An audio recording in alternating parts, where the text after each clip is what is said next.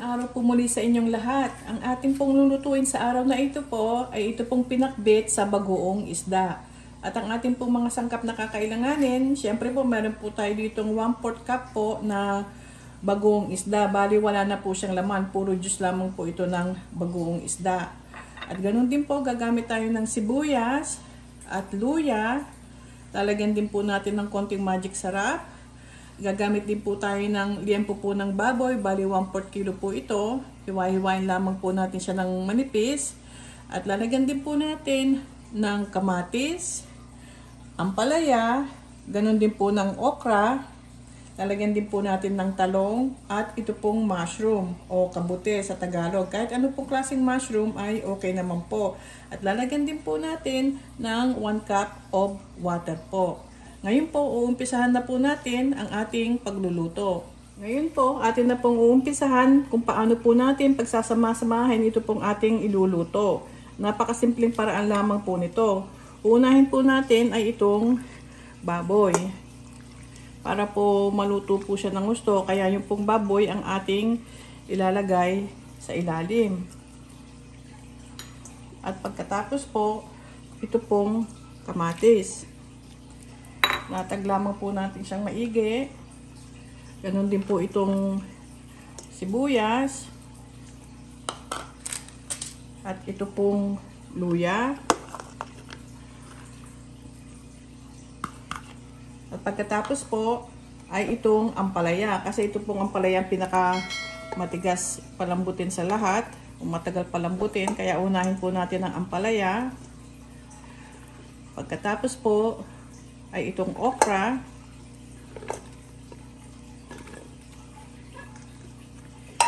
Susunod na po natin ito pong ating talong. Bali ito pong ating kabute ay ilalagay po natin sa pinakataas kasi madali lamang pong maluto itong kabute. Ganyan lamang po. Pagkatapos po ito pong ating kabute.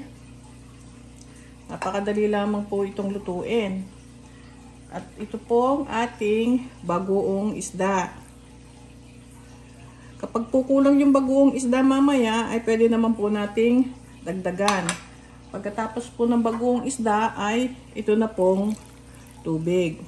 Ngayon po, atin na po itong isasalang. At hintayin lamang po natin kumulo at pagkatapos po ay atin itong hahaluin. Ito po, isasalang na po natin itong ating pinakbet. Tatakpan lamang po natin ito at pagkatapos po ay hihintayin po natin kumulo.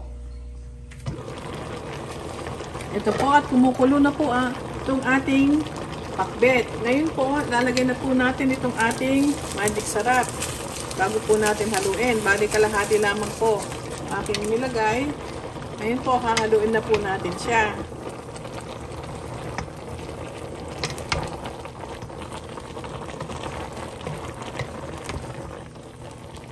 Haluin lamang po natin siyang maigi.